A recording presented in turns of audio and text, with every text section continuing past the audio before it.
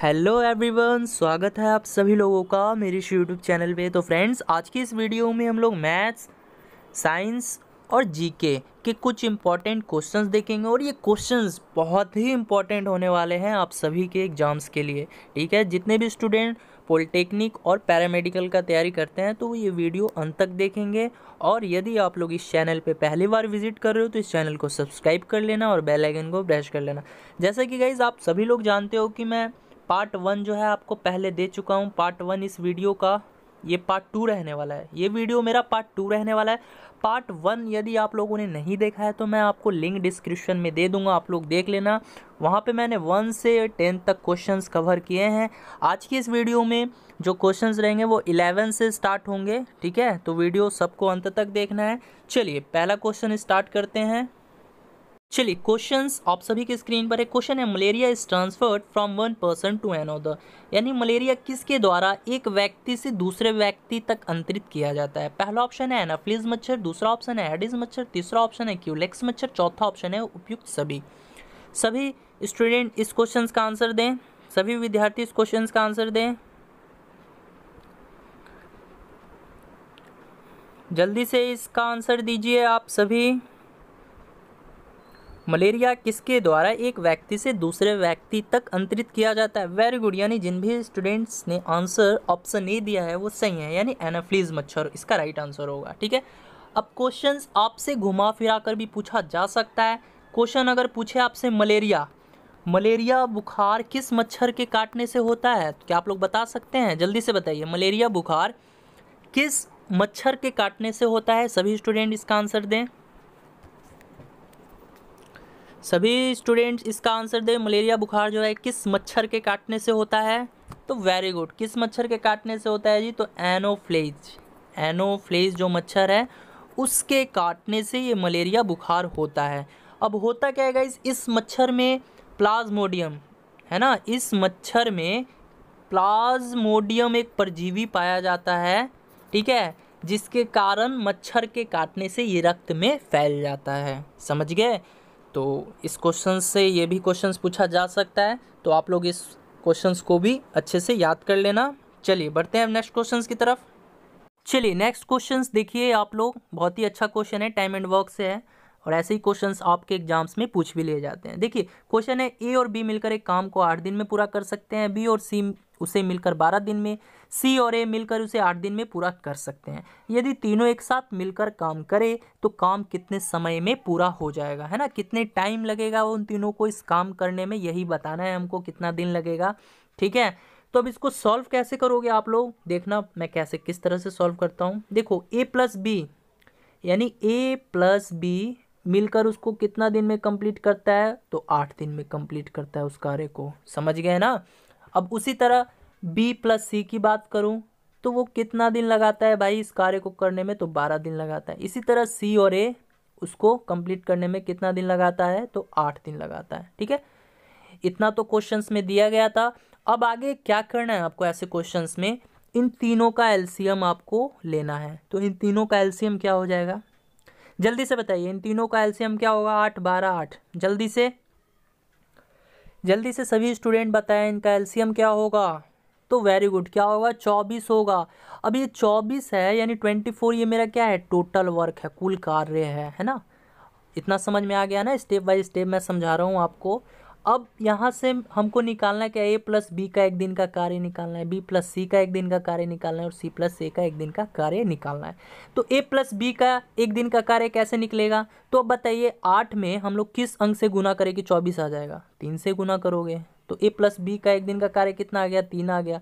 उसी तरह B plus सी का एक दिन का कार्य निकालेंगे तो 12 में किस अंक से गुना करें कि 24 आ जाएगा? तो 2 से गुना करेंगे। तो यहाँ पर भाई बी प्लस सी का भी एक दिन का कार्य आ गया।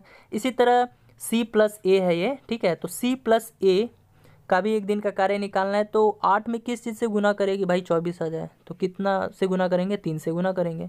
ठीक है, तो यहाँ से अब आप लोग ये नोट कीजिए, ए प्लस बी का एक दिन का कार्य कितना आ गया? 3 आ गया। इसको कॉर्नर पे नोट कर लेता हूँ, फिर आगे बनाएंगे। फिर बी प्लस सी का एक दिन का कार्य 2 आ गया। इसी तरह सी प्लस ए का एक दिन का कार्य 3 आ गया, यानी 3 2 3, है ना। चलिए, क्या ए प्लस बी का एक दिन का कार्य कितना आया था? 3 आया था।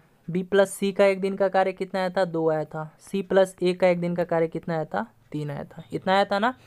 तो अब देखिए, अब यहाँ पर ए जो है वो 2 बार है, सबको दिख रहा है ना, ए 2 बार आया, बी भी 2 बार आया, सी भी 2 बार आया। तो कैसे करेंगे, तो ये कर लेंगे 2 इंटू में ए प्लस बी प्लस सी करेंगे ना, और ये किसके बराबर हो जाएगा, ये हो जाएगा 3 2 5 3 8, 8 के बराबर हो जाएगा। तो यहाँ से ए प्लस बी प्लस सी निकल जाएगा, तो ये कितना आ गया, 4 आ गया। यानी ए प्लस बी प्लस सी का एक दिन का कार्य 4 आ गया। और टोटल कार्य कितना था भाई आप लोगों का, कितना था जल्दी से बताइए, 24 था। हम लोगों ने एलसीएम लिया था ना, वही टोटल कार्य था, है ना। तो अब हमको निकालना क्या है, दिन निकालना है।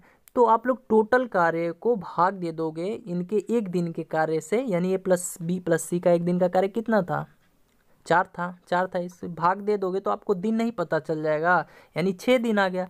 यानी 6 दिन में ये उस काम को कंप्लीट करेंगे। तो ऑप्शन ए जो है आपका राइट आंसर हो जाएगा। देखो मैं बहुत ही बेसिक से समझाया हूँ, जितने भी न्यू स्टूडेंट हैं उनको भी समझ में आना चाहिए, इसीलिए मैं इस क्वेश्चंस को अच्छे से समझाया और थोड़ा सा लॉन्ग चला गया। मुझे बनाना होता तो 10 से 20 सेकेंड काफ़ी था। ठीक है, चलिए बढ़ते हैं अब नेक्स्ट क्वेश्चन की तरफ। चलिए बताइए नेक्स्ट क्वेश्चन है, फ्लेमिंग के दाएं हाथ के नियम में अंगूठा किस ओर दर्शाता है, लक्ष्य की ओर, प्रेरित ईएमएफ की दिशा, चालक की गति दिशा या चुंबकीय क्षेत्र की दिशा। देखिए ईएमएफ जो है वो इलेक्ट्रोमैग्नेटिक फोर्स है। जल्दी से बताइए इस क्वेश्चन का राइट आंसर क्या होगा, सभी स्टूडेंट बताएंगे। फ्लेमिंग के दाएं हस्त का नियम जो था उसमें अंगूठा किस ओर दर्शाता है, क्या चीज दर्शाता है, किस चीज की दिशा दर्शाता है जी, सभी स्टूडेंट राइट आंसर दें इसका।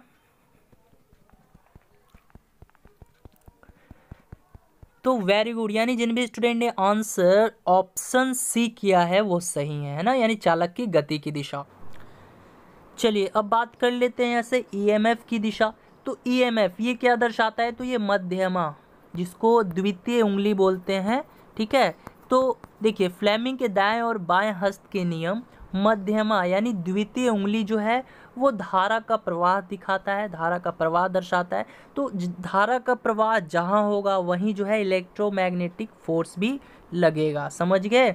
और लक्ष्य की दिशा ऐसा तो कुछ था ही नहीं फ्लेमिंग के नियम में, हाँ, लेकिन चुंबकीय क्षेत्र की दिशा इसमें क्या, ये मतलब तर्जनी है ना, तर्जनी यानी जिसको क्या बोलते हैं प्रथम उंगली। तो तर्जनी या प्रथम उंगली में जो है चुंबकीय क्षेत्र की दिशा को दर्शाया गया है।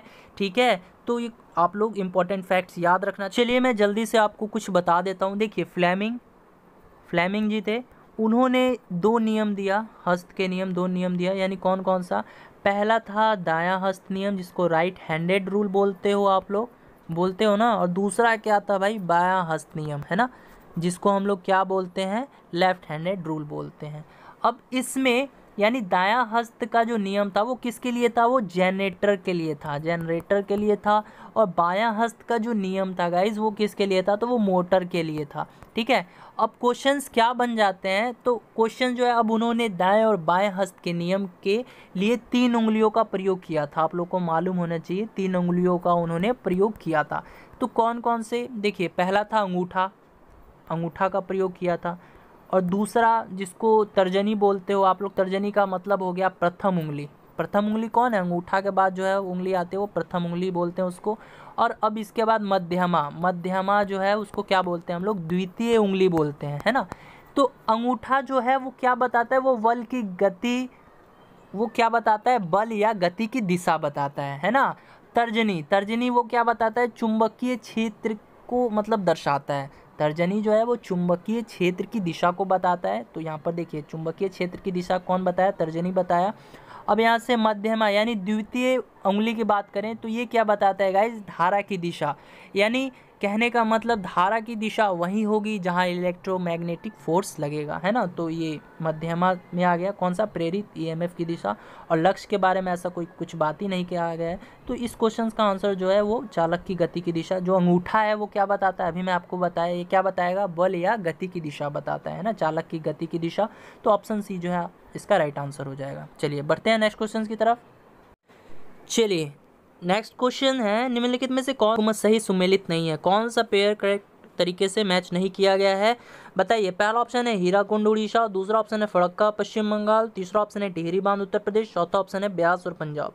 ये ऑप्शन ए हो जाएगा आपका, ये ऑप्शन बी हो जाएगा, ये ऑप्शन सी हो जाएगा, ये ऑप्शन डी हो जाएगा। तो जल्दी से इसका आंसर कीजिए, कौन सा युग्म सही सुमेलित नहीं किया गया है, करेक्ट तरीके से मैच नहीं है।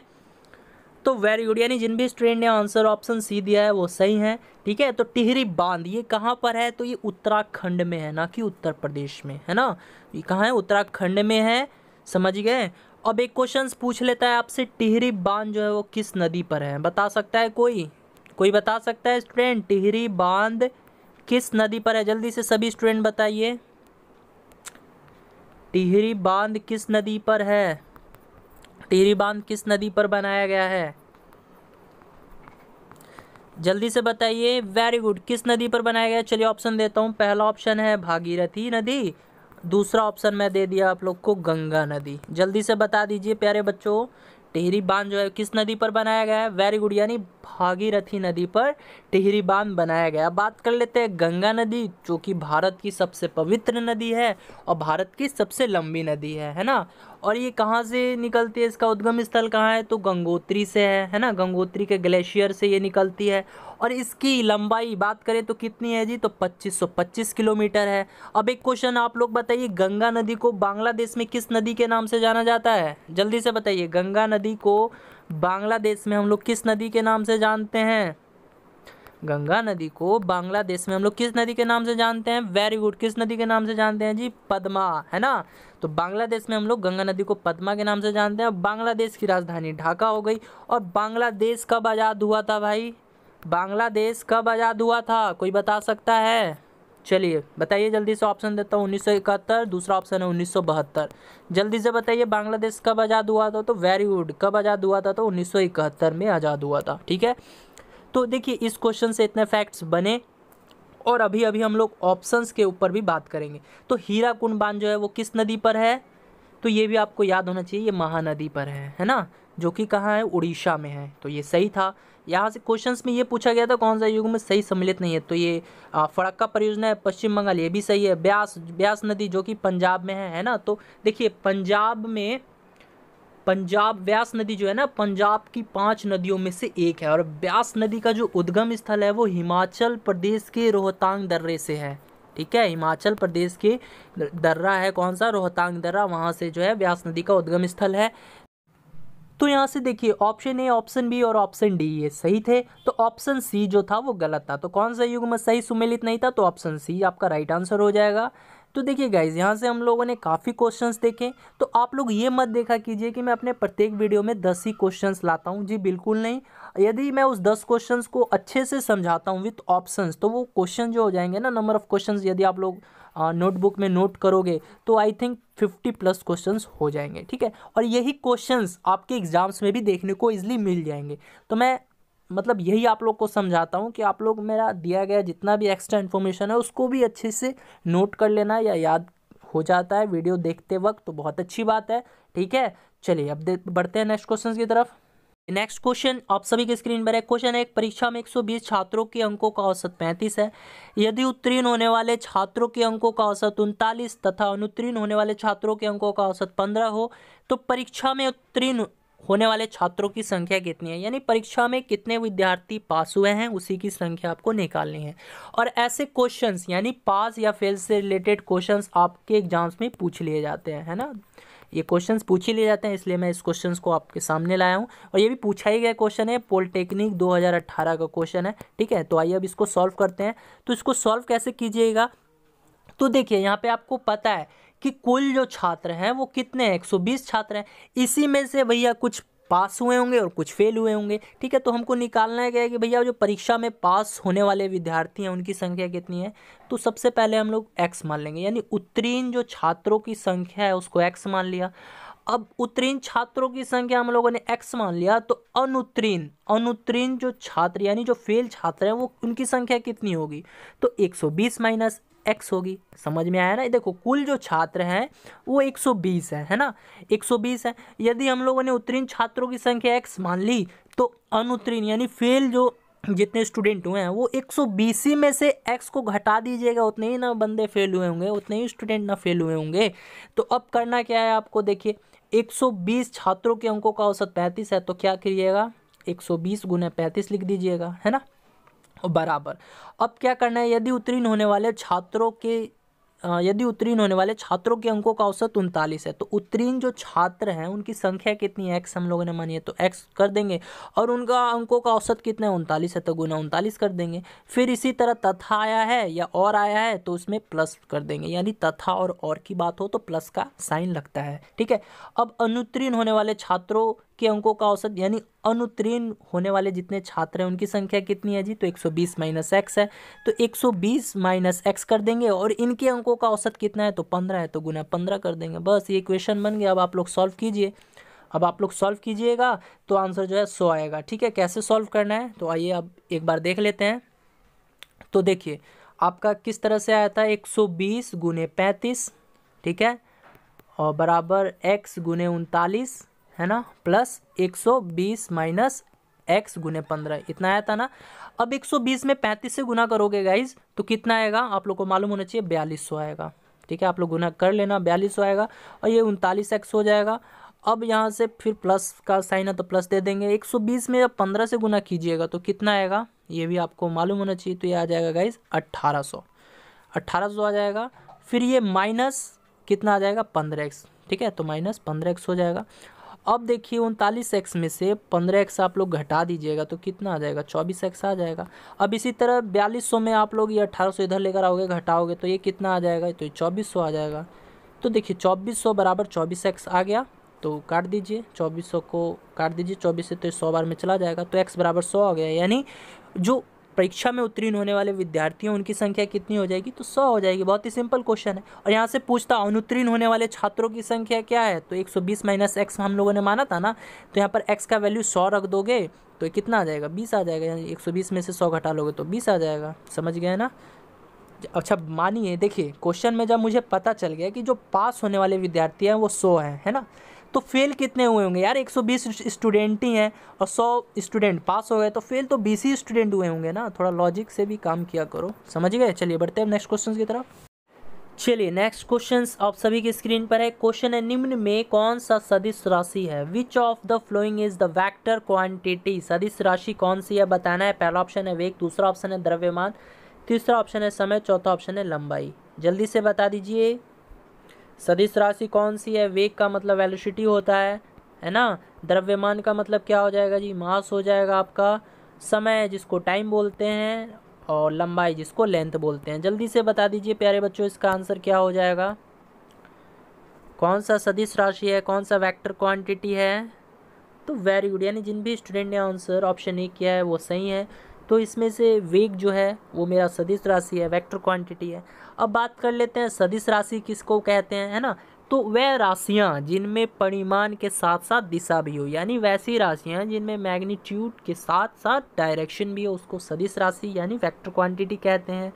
तो देखिए वेग जो है वो मेरा क्या है, सदिश राशि है। त्वरण है, ये क्या है, मेरा सदिश राशि है। तो ये पूछ लेता है बल, भार, ये सब मेरे क्या है, ये सब मेरे सदिश राशियाँ हैं। अब बात कर लेते हैं अदिश राशि, है ना। अदिश राशि जिसको क्या बोलते हैं हम लोग, अदिश राशि को क्या बोलते हैं हम लोग, तो स्केलर क्वांटिटी बोलते हैं, स्केलर क्वांटिटी बोलते हैं ना अदिश राशि को।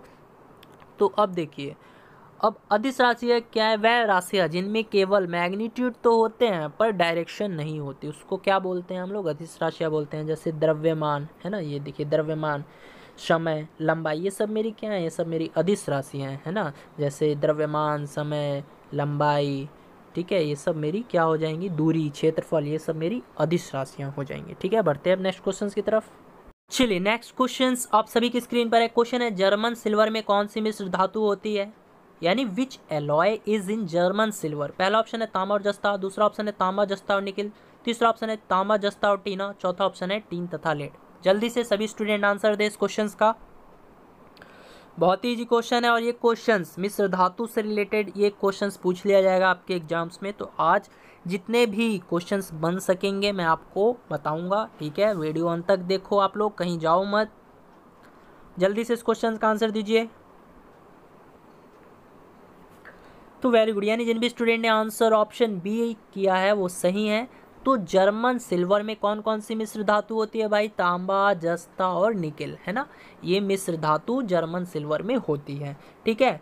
अब क्वेश्चन अगर आपसे ये पूछे कि भैया पीतल पीतल में कौन सी मिश्र धातु होती है?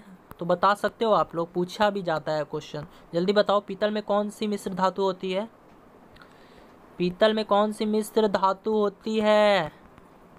जल्दी से बताओ, पीतल में कौन सी मिश्र धातु होती है? तो हमेशा याद रखना, पीतल में हमेशा तांबा और जस्ता मिश्र धातु होती है ना। अब बात करें, अगर क्वेश्चन इस तरह पूछे गन मेटल, गन मेटल के बारे में पूछे, देखिए यहाँ पर अगर क्वेश्चन में पूछे गन मेटल में कौन सी मिश्र धातु होती है, तो आप लोग हमेशा याद रखना तांबा, जस्ता और टीना, है ना, गन मेटल में मिश्र धातु होती है। ठीक है। अगर क्वेश्चन इस पूछे टाका, जिसको सोल्जर बोलते हो ना, इसमें कौन सी मिश्र धातु होती है? तो इसमें टीन तथा लेड होती है, इसको भी नोट कर लेना। ठीक है, ये क्वेश्चन 4-5 क्वेश्चन में बता दिया। अब एक क्वेश्चन पूछ रहा हूँ आपसे, पूछ लेता है स्टेनलेस स्टील के बारे में। स्टेनलेस स्टील में कौन सी मिश्र धातु होती है? तो ये भी याद रखना कौन सी होती है, क्रोमियम, लोहा और निकेल, ये मिश्र धातु होती है किसमें, स्टेनलेस स्टील में। ठीक है, तो ऐसे ही क्वेश्चंस पूछ ले जाते हैं। बढ़ते हैं नेक्स्ट क्वेश्चंस की तरफ। नेक्स्ट क्वेश्चंस आप सभी की स्क्रीन पर है। क्वेश्चन है, अपनी राजधानी को दिल्ली से दौलताबाद कौन ले गया था? बताइए, अपनी राजधानी दिल्ली से दौलताबाद कौन लेकर गया था भाई? जल्दी से सभी स्टूडेंट आंसर दें। अलाउद्दीन खिलजी, मोहम्मद बिन तुगलक, फिरोज तुगलक या इब्राहिम लोदी? जल्दी से आंसर दीजिए, क्वेश्चंस पूछा गया क्वेश्चन है आपके एग्जाम्स में। तो वेरी गुड, यानी जिन भी स्टूडेंट ने आंसर ऑप्शन बी किया है वो सही है। तो आप लोग इस तरह याद रखिए, मोहम्मद बिन तुगलक ने अपनी राजधानी दिल्ली से दौलताबाद जो है परिवर्तित किया था। क्यों किया था? क्योंकि मंगोलों के आक्रमण से दिल्ली को खतरा हो गया था, और इसी कारण वो अपनी जो राजधानी है दिल्ली से महाराष्ट्र जिले के देवगिरी, जिसे दौलताबाद के नाम से आज जानते हैं, वहीं पे इसने परिवर्तित कर दिया। ठीक है, तो ऑप्शन बी जो है आपका राइट आंसर हो जाएगा। बढ़ते हैं नेक्स्ट क्वेश्चंस की तरफ। गाइज नेक्स्ट क्वेश्चन है, बिहार राज्य की मुख्य नकदी फसल कौन सी है? बताइए, चाय, रबड़, गन्ना या नारियल और कॉफ़ी? जल्दी से बता दीजिए। बिहार से क्वेश्चन है, 1-2 बिहार से क्वेश्चंस पूछ लिया जाएगा आपके एग्जाम्स में।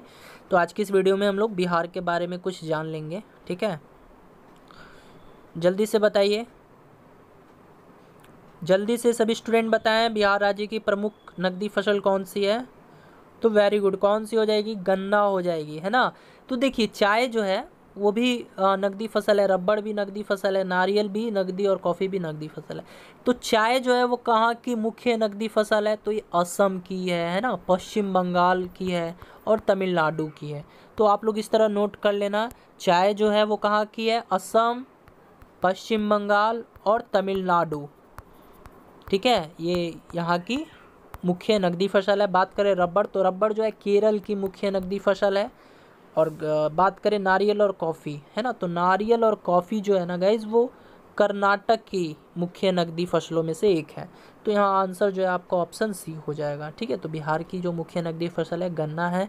अब बात कर लेते हैं बिहार के बारे में। तो बिहार का राष्ट्रीय वृक्ष क्या है? सबको पता है, पीतल है। सबको मालूम है ना, बिहार का राष्ट्रीय वृक्ष जो है वो क्या है? पीपल, पीतल नहीं, पीतल नहीं, पीपल, पीपल, है ना।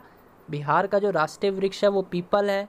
राष्ट्रीय पुष्प जो है वो क्या है? गेंदा है। राष्ट्रीय पक्षी क्या है? गोरैया है। ठीक है, और बिहार में जिलों की जो संख्या है वो कितनी है? 38 है, 38 है। चलिए अब बताइए, तो बिहार में सबसे कम जनसंख्या वाला जिला कौन सा है? सबसे कम जनसंख्या वाला जिला, सबसे कम जनसंख्या वाला जिला कौन सा है बिहार में? जल्दी से सभी स्टूडेंट आंसर करें। तो देखिए, बिहार में जो सबसे कम जनसंख्या वाला जिला जो है वो है शेखपुरा।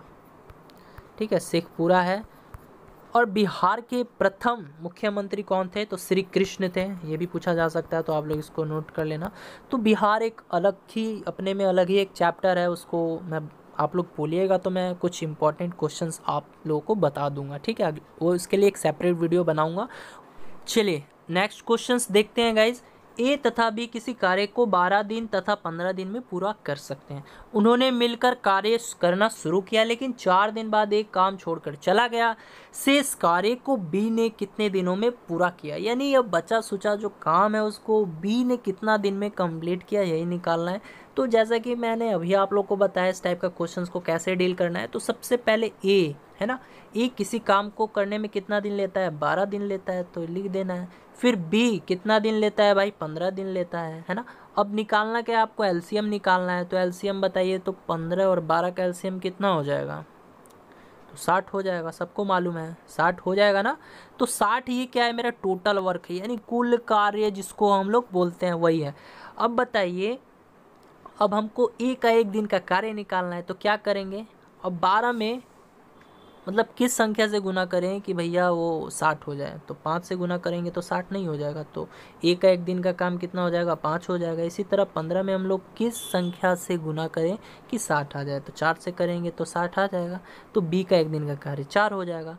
अब देखिए, अब दोनों का एक दिन का कार्य कितना हो जाएगा, दोनों को जोड़ दो, तो इनका एक दिन का कार्य कितना हो गया, 9 हो गया, 9 कार्य हो गया ना। और टोटल कार्य कितना है भाई, 60 है।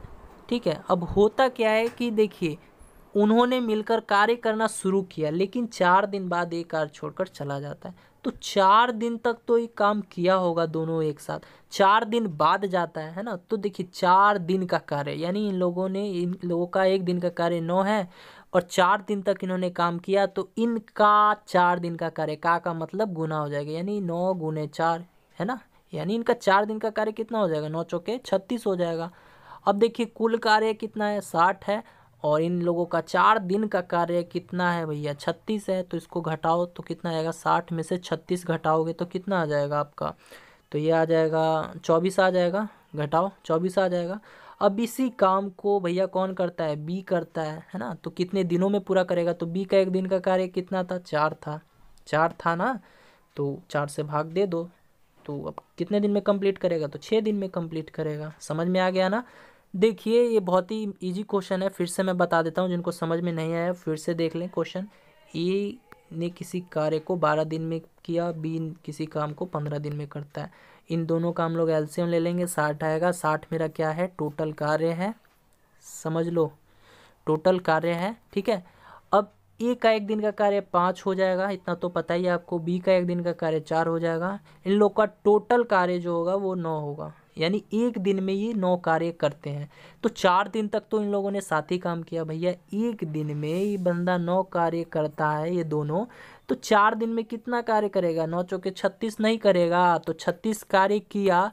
तो देखिए 60 में से 36 तो कार्य हो गया, 36 काम हो गया, बचा कितना, 24 कार्य बचा। तो 24 कार्य को बी ही ना अकेला पूरा करेगा, ये तो चला जाता है भाई काम छोड़कर, बोलता है मैं नहीं करूँगा तुम ही करो, तो भैया बी ही करेगा ना जो बचा सुचा जो काम है। तो बी का एक दिन का कार्य कितना है, 4 है, तो अब उसको कितना कार्य करना है, 24 पूरा कार्य करना है। इसका एक दिन का कार्य 4 है, तो इसको कितना दिन लगेगा बताइए, 6 दिन नहीं लगेगा। कितना सिंपल क्वेश्चन है, आप लोग बेवजह डरते हो। तो ऑप्शन सी जो है आपका राइट आंसर हो जाएगा। तो कैसी लगी वीडियो, यदि वीडियो पसंद आई हो तो इस वीडियो को लाइक कर देना और शेयर कर देना। और गाइज यदि जिन भी स्टूडेंट्स, यानी जो भी स्टूडेंट्स अगर कम समय में अच्छा तैयारी चाहते हैं, वो लोग चाहते हैं कि मैं मैथ्स को, मतलब उनको मैथ्स में और इंग्लिश में काफ़ी दिक्कत हो रहा है, और वो लोग चाहते हैं कि भैया कम समय में हम लोग कुछ ऐसा पढ़ लें, सेलेक्टेड चीज़ पढ़ लें जिससे हमारा एग्ज़ाम क्वालिफाई हो जाए, तो ऐसे स्टूडेंट्स के लिए मैं नोट्स जो है वो प्रोवाइड कर रहा हूँ। यानी मैं मैथ्स के प्रत्येक चैप्टर का नोट दूंगा आप सभी को, ठीक है। प्रॉफिट एंड लॉस हो गया, टाइम एंड वर्क हो गया, परसेंटेज हो गया, फिर एडवांस मैथ्स में ज्योमेट्री हो गया,